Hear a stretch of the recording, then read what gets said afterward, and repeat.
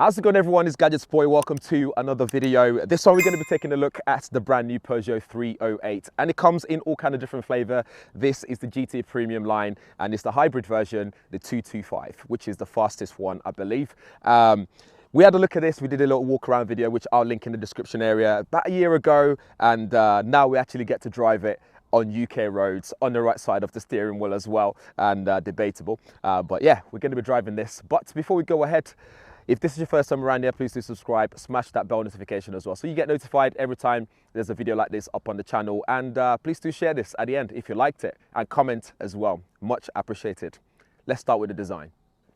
Starting with the front of the car, there's lots of new design cues here as well, and it looks fantastic. I think it looks very sharp. We have that big front grille there, which houses all the radar system. We've got the camera poking through right at the front there. We've got the 308 number there, and that new badge, the new Peugeot logo on the front, which I quite like. Let me know what you think of that new logo in the comments below. And they've just dotted them around the car in subtle ways as well, so it's not overdone. This doesn't have enough, I would say enough, a lot of ground clearance as well. As you can see, it kind of sits very low to the ground, which is interesting. It gives it a sporty look, but it might not be that practical when it comes to using it daily out and about, especially for someone that lives in London like me. Sometimes you might have to mount the curb a little bit, and that can become a bit of a problem. This is a family hatchback, and moving on with the design, we'll talk about the headlights as well. We can see this is a very bold daylight running lights. We've got LED lights here, which is fantastic, and you got the line that goes across here as well, just on the side. And this gives it kind of like a 3D effect, because when you look at it from the side profile as well, it just looks fantastic. And this is a matrix LED technology, Peugeot's matrix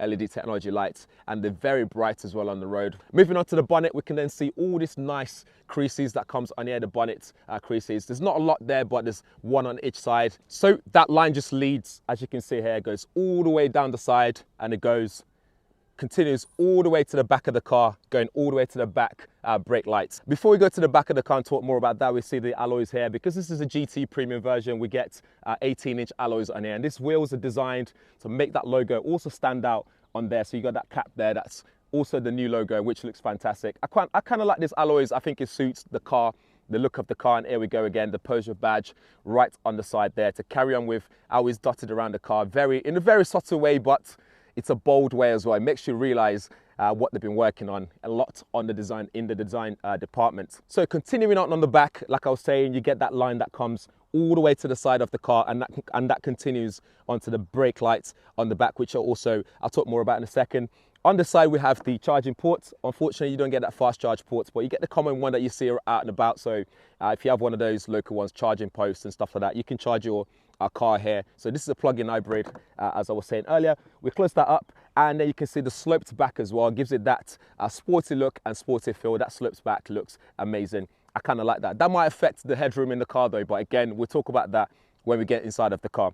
And then we'll move to the back here, and we see this claw, I call it a 3-claw design, which is those lines that just goes across. It looks fantastic, and they're very bright as well. It's something that's adds to the design of the car in terms of the sporty look. And this is a very good looking, sharp looking hatchback, family hatchback. And then on the back, we've got the 308 design logo on there. We've got the badge again on the back, and then hybrid. And the HY in the hybrid is that blue color, giving it that its own unique design language. So when you see this on the road, you know that this is hybrid. It doesn't come with that green number plate, which is good. I'm glad that they haven't done that. Some manufacturers, they're doing that in terms of adding that green little bar on the back, even though it's just a hybrid, it's not fully electric. But let me know what you think about that in the comments as well. And then we get the black sort of accent on the bottom here to give it a bit of a contrast. Again, giving it that sporty look on the back, which I quite like.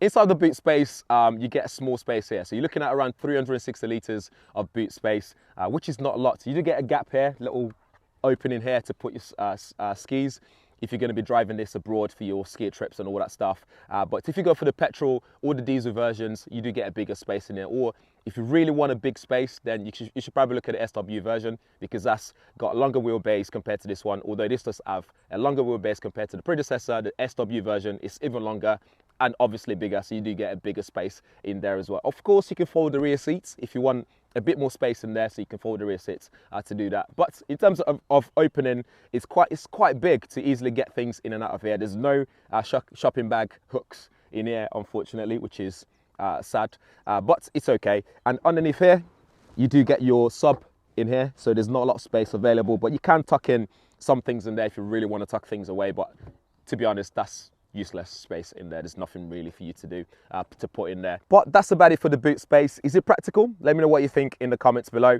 This doesn't come with electronically controlled boot, but you can get that as an extra, I believe. Otherwise, it's doing things the old school way and just opening and closing the boot. Let's have a look on the inside. The back door opening is not the widest I've seen, but it'll do the job. But at the same time, you just have to be careful getting in and out of the car. Speaking of the leg room in here though, and the knee room, there's not a lot of space here at all.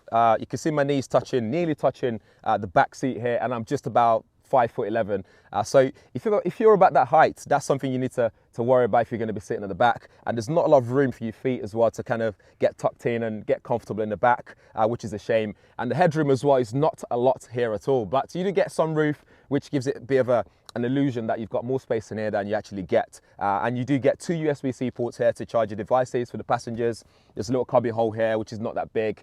You can just put your phone in there if you want to whilst it's charging. And there's a little holder here as well to put stuff as well. And you got a bottle holder there to put your bottle of water and so on. But there's not a lot to talk about in the back seat here, besides the fact that you don't get a lot of knee room here and headroom, so that's something to consider. In terms of the seats themselves, they feel very comfortable and they look premium as well. You have Napa Nabu full grain leather trim with AGI electric driver, so it means you can electronically adjust your seats and get as comfortable as you want to sit. And the front seats have heated seats as well, so again, when it comes to the winter season, you can sit comfortably, nice and toasted. At the front, there's plenty of space here as well, although my knee could do with more space around the knee area here, but that's not a big issue. You get your drive mode buttons here, you get to your discrete gear shifter here, which is nicely tucked away, including the B mode as well, which you can tap and off you go. You got your brake selector here, so put your handbrakes on, electronic handbrakes. You got wireless charging area here, so if you do have a device that's compatible, you can charge your device there. And you also have 1 USB-C port just right down here below as well, and 2 areas there to put your bottles or cans of water. And when you're not using it, you can simply just close it away, and things are nicely tucked away. There's another space here to put your phone or keys if you like, and in here we have another cubby hole which has another USB-C port, but enough space to put, I don't know, your gloves or something. You can put that in there. And there's also obviously your glove compartment at the front, which is, these days it don't come with much space, but it's there if you need to store documents and notepads and all that kind of stuff. You can store them away in there if you wish to do so. You'll also notice the steering wheel, which is nice and compact, which is basically flat at the top, flat to the bottom here as well. You got your media control and some controls there for your cruise control and active cruise control system and lane assist, that kind of stuff. They're all air, and this is all like glossy finishing, which will attract a lot of fingerprints, so you might have to end up wiping that a lot. And you got a GT logo just at the bottom of there as well, which looks fantastic. And you got the 3D display at the front. But what I've noticed is during driving this car, this steering can sometimes obstruct your view of that digital instrument cluster, which is a shame. But it's something you can adjust the steering wheel, so it's not electronically adjust, so you can move this up and down. You can put it towards you or further away, so you can adjust it until you can see the digital instrument cluster comfortably well, so you don't have to worry about that once you're driving out and about. But that's something to do, keep in mind. That does obstruct your view a little bit there. I don't know if you guys can see on camera right now. So unless you actually adjust your seat so you're sitting up higher, or you move this completely all the way down so you can sort of still see your speed limit and all that sort of important information whilst you're driving. On the main infotainment display here, they've done something quite cool here, because you get 2 displays essentially. One is just for your buttons, and one is your full infotainment display system.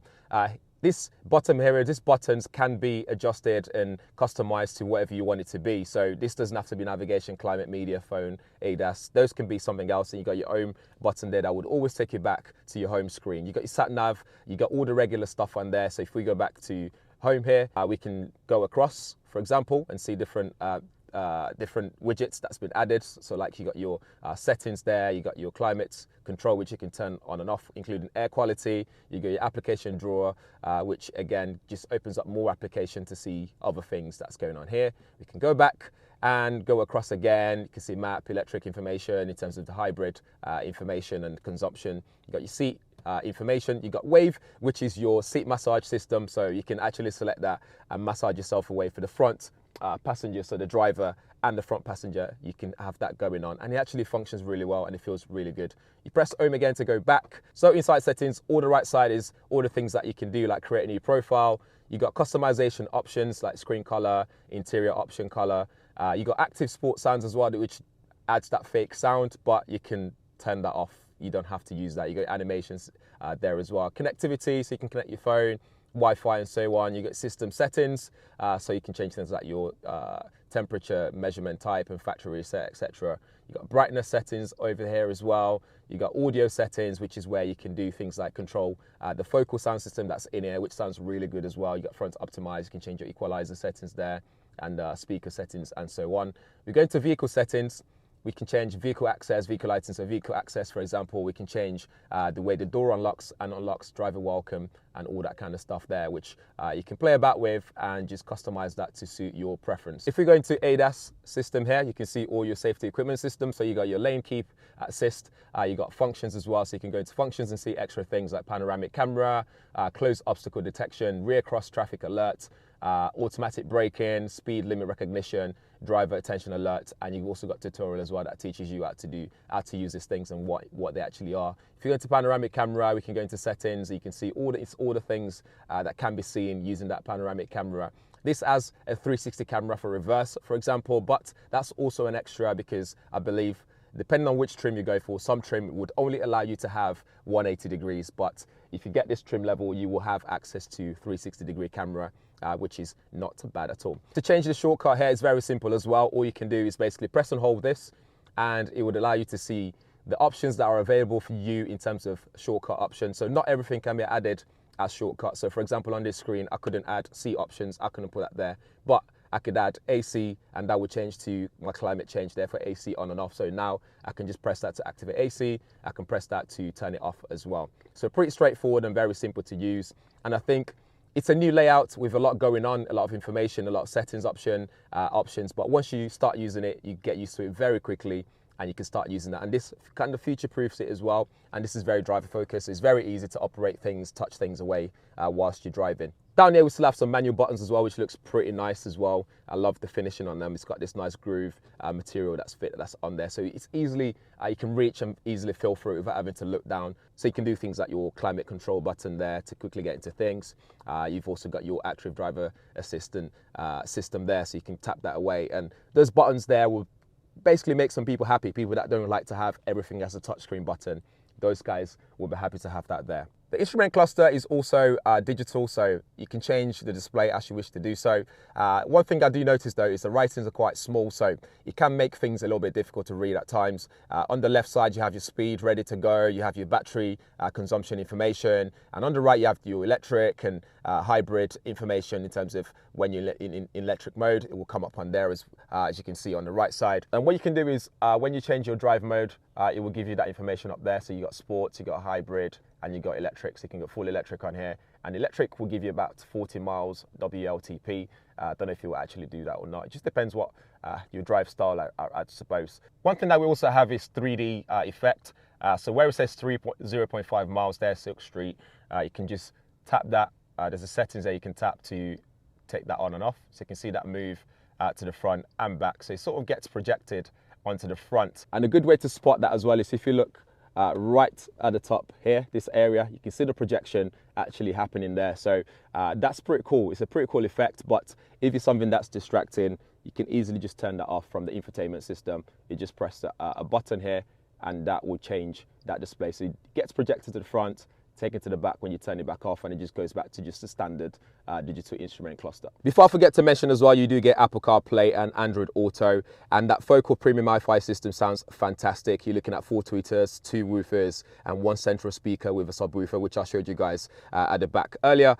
The sound system just sounds fantastic. Of course, you can adjust it like I showed you in the settings to suit your preference, but the key thing is out the box, it sounds fantastic. I think overall, they've done a really good job in terms of the design of the interior. I love the driver focused style of it. A couple of issues I have got with the interior is the fact that this steering wheel here can be obstructive to the actual information that's displayed in front of you at times. And also the wireless charging mat doesn't always work or kick in straight away.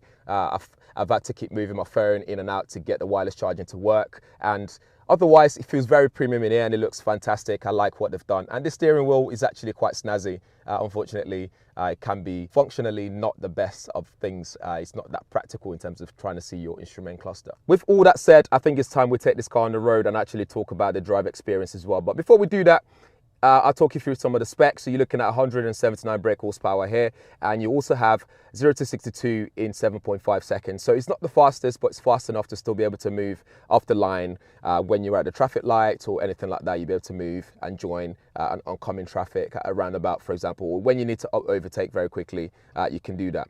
Electric range on this, you're looking at 37 miles WLTP. If you'll do that, that's a different story, but I reckon you'll get around 25 miles to be like a guaranteed 25 miles out of this, I reckon. The battery capacity is 12.4 kilowatt hour, and you can charge this in 7 hours, 0 to 100% if you use a 1.8 kilowatt hour regular socket, or it's also compatible with those side road charger like I've got back at home. So you're looking at those 7.4 kilowatt hour wall box style kind of thing.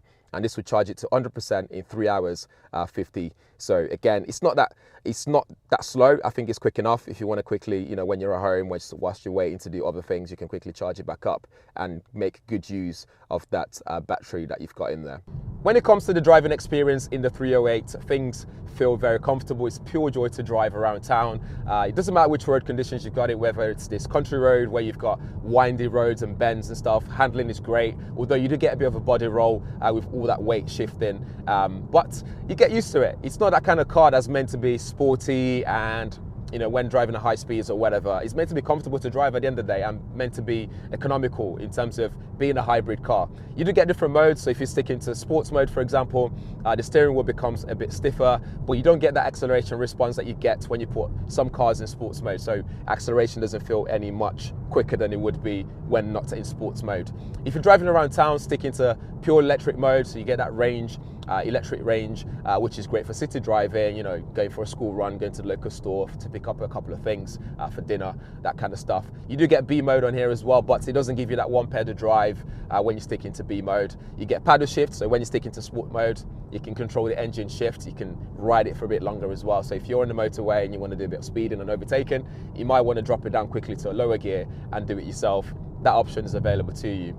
In terms of that lane keep assist and that technology, all that works great, but that lane keep there can sometimes interrupt your driving experience. So anytime it feels like he needs to be corrected, it kind of just corrects the steering wheel, which sometimes can feel a bit jarring, especially when you're just cornering and you feel safe and you're doing it correctly. It might just butt into your driving experience and kind of take control a little bit of your steering. So do bear that in mind as well. But I think overall driver experience is really good. Road handling is good. This steering could be better in terms of the visibility of what I can see in front of me. But aside of that, there's no head-up display. You do get good visibility all around the car. I can see from a mirror. I can see everywhere, all angles, which is great. So overall driver experience is good. Good level of speed, good level of response in terms of 0 to 62 7.4 seconds. Great, makes you feel safe when approaching roundabouts. So overall, I give it a thumbs up. How it compares to the competitors on the market, like you say at Leon, your Golf, it's a totally different story. I haven't driven those two cars, so I can't really tell you how they compare in terms of drive experience. But when it comes to the pricing, it's something to consider. You might want to test drive those as well and then compare to this. But for me, this gets a thumbs up. It looks very nice in terms of design. It feels premium inside of here. The infotainment system is very responsive, although it can look a bit complicated at first. But once you get used to it and you've set things and customize it to your own taste and your own how you want it to be, then you've got no problem there. You just get used to it and you just get on with it. And it's got loads of tech in there as well, which is all that matters. And that's it for the Peugeot 308. As always, let me know what you think in the comments below. I'll leave all relevant links there as well. And I'll try to answer all your questions if you have any questions in the comments section below. In the meantime, as always, please do subscribe if this is your first time around here. Smash that bell notification and share this video as well. It really does help me, and comment as well below on your thoughts. I like to have conversation with you guys in the comments below. Thanks for watching. I'll see you in the next one.